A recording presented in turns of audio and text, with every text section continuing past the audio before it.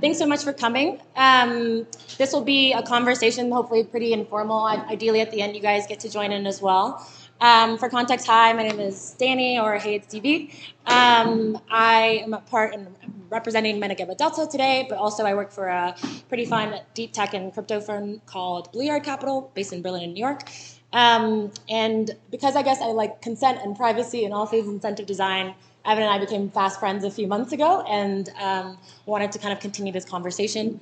So I have a few questions on my phone, but obviously we'll probably improv quite a bit.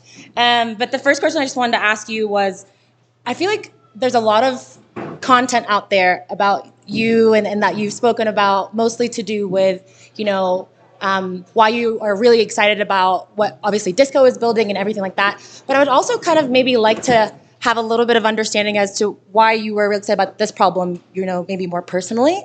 And if you have any experiences, where it's gone wrong in the past, or where you feel like maybe other people have been taken advantage of, and that's including, the aspects and modularity of identity, but also consent, privacy, and really how we think about it today. So much. So my name is Evin McMullen. I am the co-founder and CEO of Disco.xyz. In addition, I am an advisor and early member of boysclub.vip, the global community of women and non-binary people in Web3. I also co-founded Dow Jones, which is an investment DAO, and hover around a number of other DAOs, including InkDAO. We all have matching tattoos. You have to show proof of ink to join. Let me know if you have questions. Would love to welcome you. I'm coming here today with both my Disco hat on, as well as my my many DAO participant and summoner hats. So in terms of the role of identity in my interest, my experience, I actually think it's something that all of us share, right? We are the world's experts on being ourselves. Every one of us has had an identity since the day that we were born, and identity is the layer that we are missing in Web3 if we want to coordinate more interesting games than just treasury allocation, right? If all I know about you is your Ethereum address, all I can tell is how much money you have, which means the only thing we can be together is a group chat with a bank account. The only game we can play is treasury allocation.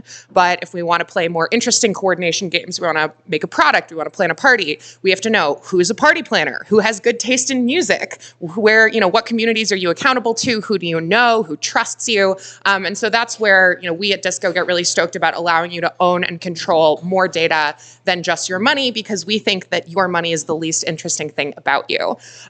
So, I come at this first from kind of as I'm sure many of you, kind of like an enthusiastic tech nerd perspective.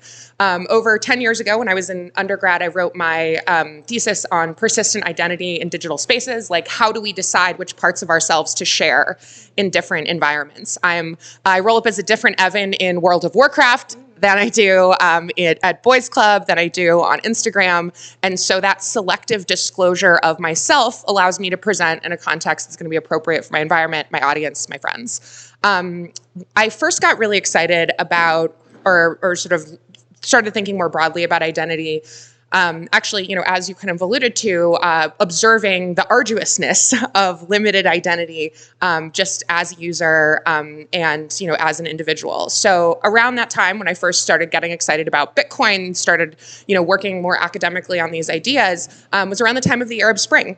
And I had a bunch of friends who were from places like Tunisia and Morocco, and so observed, firsthand what it looked like for a centralized authority to shut down the networks that their communities used to coordinate. And that, the ownership and control, the agency of having an identity, being able to communicate with others, required the permission of the government to participate. And so what was initially really exciting about Bitcoin for me was the ability to generate an identity without having to ask for permission. You could be a totally self-sovereign entity and interact with others without the need for, some other party to bless your participation, to permit you to participate. From a personal perspective also, like I have had my identity used to represent people that are not me. My photos have been stolen and used on dating apps. My phone has been SIM swapped. My email addresses, I'm sure like many of yours, have been leaked in various centralized database hacks. And so it's a recurring and annoyance, friction, bordering on dangerous, where individuals are not in a position to be able to control the way that they show up to others, or to be able to communicate and represent themselves in an accurate and self-sovereign way. So I guess that's sort of the long answer to the short question of like what kinds of sparks brought us to now. And I think honestly it was a long question, so I think it was perfectly a perfect fit. And you brought up so many parts that got my ears tingling. But I think like maybe one of the first things that I think about is I really do believe that people subconsciously or consciously have always thought about themselves in like different silos, depending on the platform or even the person in front of them. And you kind of see this, especially in like minority communities, where people that you have like the way that you act at work, and then the real you, or whatever way that you feel like you need to show up, mostly for survival. And so that was one of the first reasons why I was so attracted to identity protocols and just trying to understand the vast makeup of it. I think also that was something that was really exciting to me about Web3 more broadly. And you've been thinking about this from an academic perspective. Now you're like an operator. You've kind of really seen the kind of wider range, I think, of what identity or how it really could be operationalized. But what are this is maybe a spicy question, but what are things that you think Web 2 did well, maybe in this space, and or maybe processes or ways of working that you think we are bringing from Web 2 to Web 3, and it's helped like working? Web 2 did a phenomenal job of gathering and organizing self-attested data. Like, how insane is it that at some point in our high school or college careers, we logged onto Facebook.com and we told them the kind of people that we want to sleep with and our sexual availability? Like, that is bananas, right? In addition, we told them our hometown, like who our parents are. We revealed our mother's maiden name if she's got it, in her long title. Like, we, tagged the names of our pets. We provided all of the password security question answers in a form field voluntarily. Like, that is insane. And so cultivating sufficiently stable and trust queue filled UX to encourage people to empty their lives into form fields was a pretty impressive feat. Now, of course, a lot of those patterns still persist today based on the number of Eventbrites and Partyfuls we've filled out this week. I think we can all note that we still are participating in this system. But I think, Web 2 did a really phenomenal job of creating templates for the kind of identity that you could furnish that would address a discoverability problem, right? How do you find your friends? How do you find your squad? And so search really powered the Web 2 social, discovery capabilities that we have, right? My ability to attest to who I am, my ability to identify others that share things with me, and the ability of an application to provide a whole container that's very structured, but allows for sufficiently emergent behaviors to happen as people bump into one another and start to be able to communicate. So I think that kind of prioritizing UX is something that we have, heretofore failed at in Web3, right? We're protocol fetishists. We love consensus mechanisms, but the entire experience of a blockchain happens between your chair and the keyboard. And so if the environment, the application layer that we're presenting does not have enough trust queues, it feels a little janky, people are less likely to empty the entirety of their lives into your form fields. And so we have the opportunity in Web3 to recreate that kind of user experience, to even invite the same richness of data, but rather than feeding it into a machine that just tries to get you to buy more things on Instagram, instead we can put it into the self-sovereign backpacks of our users and allow them to run around from Web 2 to Web 3 and app to app in a manner where they actually own and control that full expression of data. Further, obviously in Web 2, you can express many different kinds of data. There's financial data in our banking apps. There's travel data in our United Airlines apps. There's social data in our Instagram apps. And in Web 3 right now, like we were saying earlier, the only form of expression that we have is financial and public and full of immutable assets. But human identity is not fixed and public and permanent, right? The core concept of individualism is our ability to change and evolve, to take on new traits, to jettison those that no longer serve us. And if we're only using on-chain data, we do not have the ability to enjoy that kind of flexible individual evolution, right? We cannot as easily obscure parts of ourselves that are not relevant to one environment and are super relevant to another. You were talking earlier about, the importance of being able to choose how you present in a given environment. And if your identity data is globally publicly available, in perpetuity to everyone on Earth and in space with an internet connection till the heat death of the universe, you can't really decide that you don't want to show up a certain way in one environment. You want to present differently in another. I think often marginalized communities get overlooked in this way. Selective disclosure is how we can choose to obscure the traits that are used to discriminate against us. And so to the extent that we force global publicity of identity data, we further entrench the power structures that already exist and optimize for systems built for cis-het American white men. Okay. Yeah. Yeah, I felt like I shouldn't talk immediately after that. I felt like there should have been just like a pause of reflection, and then we'll continue. You kind of jumped a little bit ahead, but I love that. Now I feel like we're on kind of the same wavelength, so that's a key. Yeah, it's a good one. It's a good one. So I think selective disclosure, how you all are talking about it, and I know that there's a full roadmap that you all are doing at Disco to kind of hopefully make that a little bit more of a reality for every individual, but also every group and organization that's part of the Disco community or broader family. And I'd love to maybe just talk a little bit more about, even like the rejection maybe of data that's been placed on chain. And obviously once it's out there and it's there for in perpetuity. And yes, you can maybe reject like a certain angle of it or to certain users, but like it's already there. But so maybe it's a combination question of like, how do we educate people maybe more effectively to understand that not everything does need to be on chain. But then outside of that, maybe, there's so much benefit, even if some of these centralized institutions do have years and years of our data and our mother's maiden name and our dog when we were 3 years old, we can now present like this new version of ourselves. And now there's not just like one person that has this version of ourselves, but we have the ability to also showcase our version of ourselves too. So at least there's like at least a competition, of like who is me out there that like maybe will be a little bit more effective and authentic to the actual individual. But yeah, I would love to hear your thoughts on, really what rejection of data could look like and how, Disco is maybe thinking about that through selective disclosure.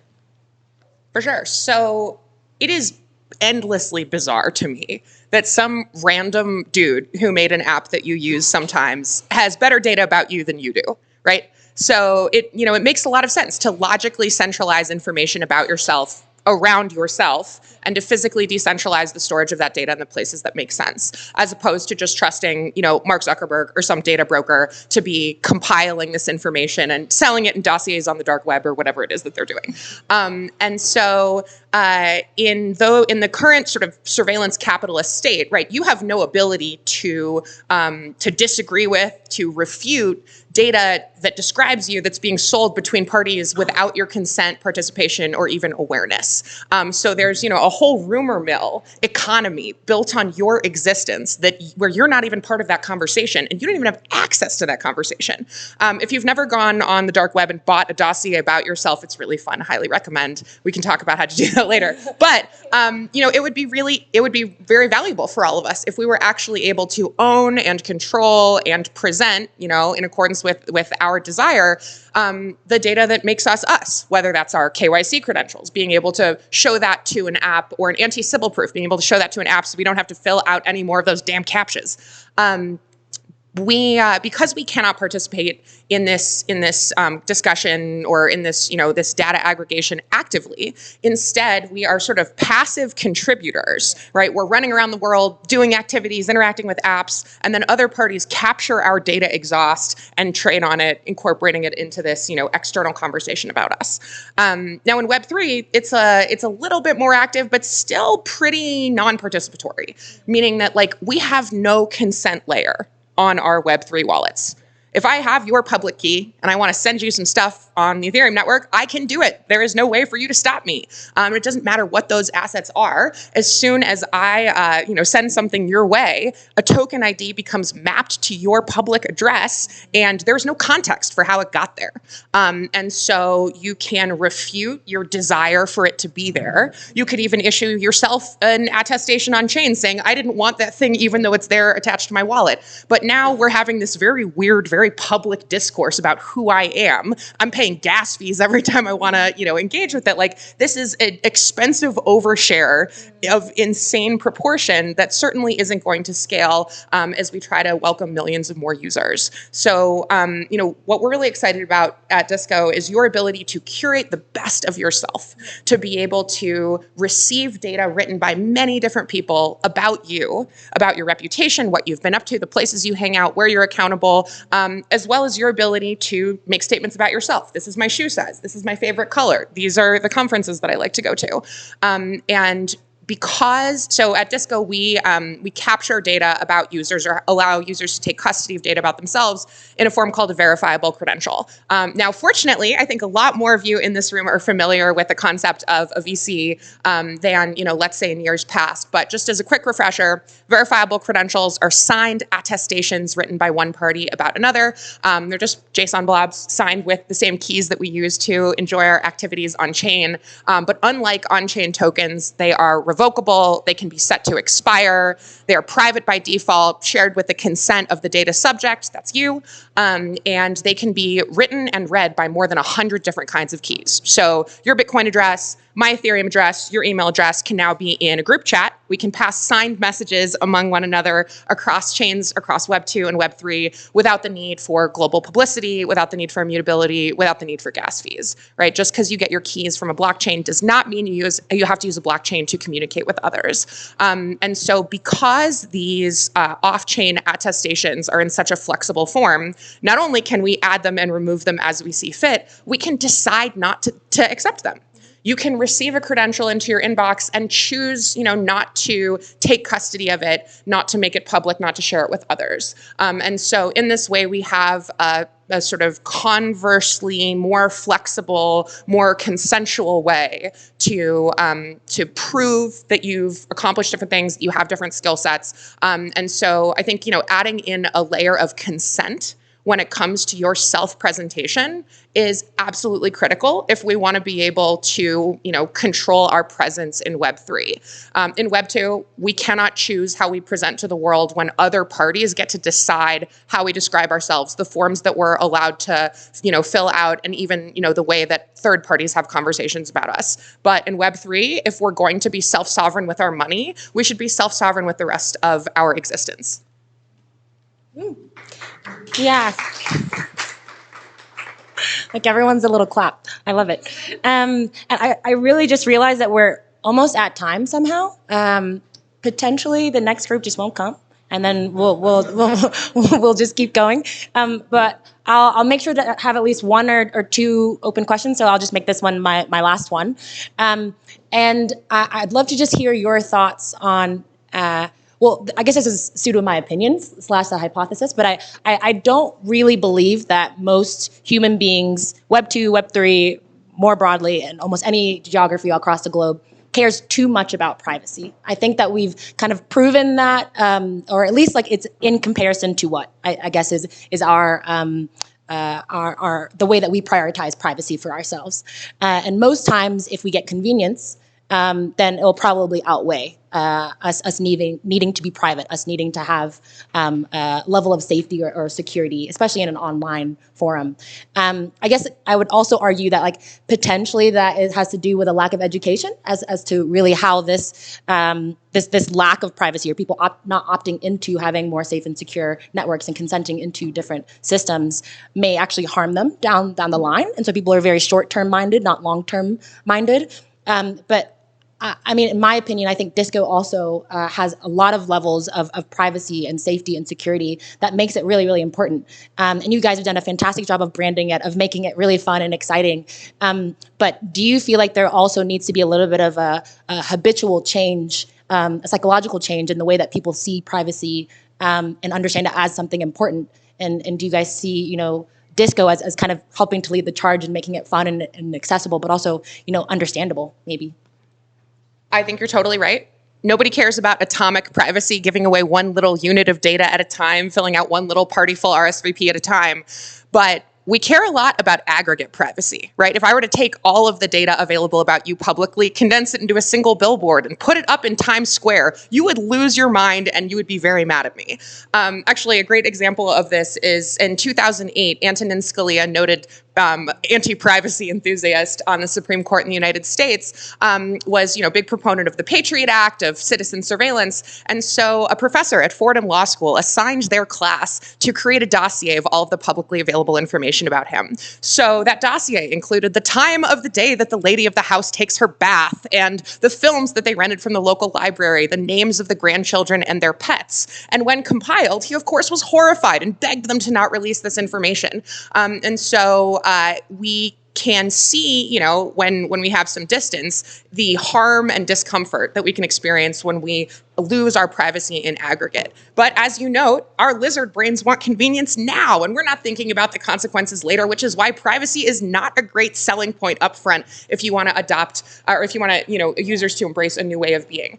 So that's why at Disco we think about privacy as a delightful side effect of designing outstanding user experiences that are just straight up better than what we had before. And so, you know, Americans spend 11.5 billion hours a year filling out forms. I'm sure like the people in this room comprise the majority of that time.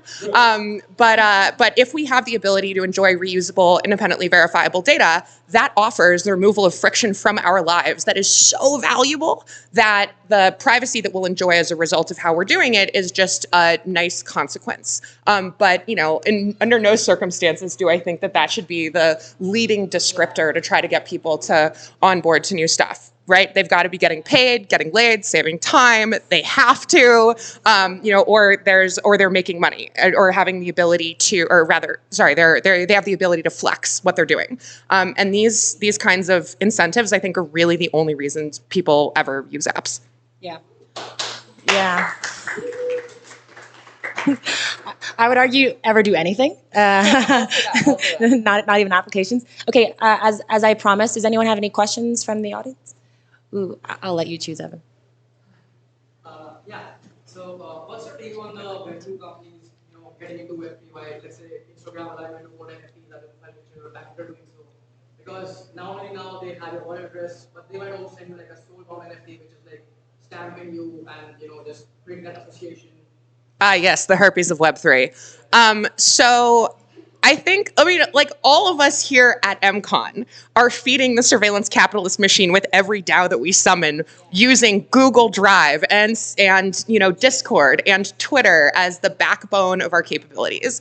I think it is delightful that Web2 companies with huge audiences are introducing the vocabulary of Web3. I think it is disappointing that we are enabling them to take advantage of creators and to leverage the freely available data we're creating for their own benefit.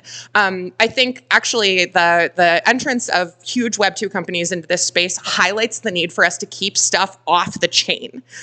We are lying to ourselves if we think Facebook is not going to take advantage of freely available public data that they don't have to pay to access, store, insure, or protect. And that is exactly what public chains do. And so the more that we expose publicly of identity data, the more that we can assume that it is being fed back into the machine that we are trying to escape. So this invites us to contemplate, what does a decentralized stack look like that doesn't reinforce the system we're trying to get away from? How is it that we can limit the public on-chain data that we are using so that we can center the user and allow them to have more agency than Zuck does over their existence? You in the orange hair, please. Okay. Really excited by the idea of imagining having my own data available to me to track my own life and learn, grow, and evolve from it. And my fear around decentralization is what governments can and have been doing, right? Once it's there and it's available, be able to hack into it or coerce people into sharing it. So once it's there, it's really a big promise. So how do you imagine, at a collective level, protecting against such actors? Yeah. Absolutely. It's something that we all think about, I'm sure, constantly, even in interactions with our Web3 dApps. Like even OpenSea had a hack of the centralized repository of email addresses associated with their platform. So you used a really key word here, coercion. We live in a system of coercion right now. We're trying to get toward consent. My goal is mutual enthusiasm, but we're making our way along the spectrum. In terms of the physical security of our data, I think encrypting data against your keys and storing it in a manner under your consent, whether in decentralized private storage, in a centralized storage solution that suits your needs, even locally in the hardware enclave on your mobile device, or for those who are really hardcore, you could print this stuff out as papers and keep them in a lockbox in your house. But perhaps most crucially, the encryption layer that allows you to control this data is one of the first barriers that we will have that is different than in Web 2, right? So at Disco, we are trying to invert the internet, as it were, by moving data from the server side to the client side. So we change the locus of control of access. I think fundamentally creating some physical space between the risk surfaces we know and love, know and hate, and where our crucial information lives, that's a great first step. So for those who care about their users and think about ethical frameworks inside of which to build, I would highly encourage you to check out the 7 Laws of Identity. It's written by Kim Cameron at Microsoft in 2005 and includes principles that we can use to design identity systems that minimize risk and harm to human beings. And one of those principles is minimum disclosure. Your data should be on a need-to-know basis. Only the parties required to remove friction from your life should have access to it, as opposed to it being globally, publicly available, because the more parties that can see it, can know where it is, even if it's encrypted, the greater the risk surface you create. So we need to quit oversharing, and we need to secure things against our keys. Yeah. A strange anecdote, but I remember my mom is a slight crazy person, maybe I'd call it. And I remember when I was really, really little, every time you go to the grocery store, they always say, oh, do you have one of those public cards, or one of a grocery store little check-in card? And then they always say, oh, do you want to give us your phone number? And then I just remember every single year they would ask for more and more data. Do you want to give us your email address? Oh, now, well, what about your social security number? Every single time they would need more and more information, and most people would just give it reflexively. Oh yeah, sure, I'll give this to you. I'll give this to you. I'll give this to you. But she always questioned it. She's like, what do you need it for? And most people don't have the answer to that. I mean, you could argue maybe that was a top-down, instruction, and that's why. But I think that that's maybe something or a habit that hopefully we get to have a little bit more reflexively, asking why instead of just providing the information. Hopefully that's the habit that we have in the future. Okay, any final question? You got it. Oh. I'm just curious on your perspective of, because the individual has to accept the credentials, is there an opportunity for an ill actor who might initially establish some great relationships, build some great credentials, but then might intentionally take on projects and relationships and just not fulfill their obligations and then refuse the feedback?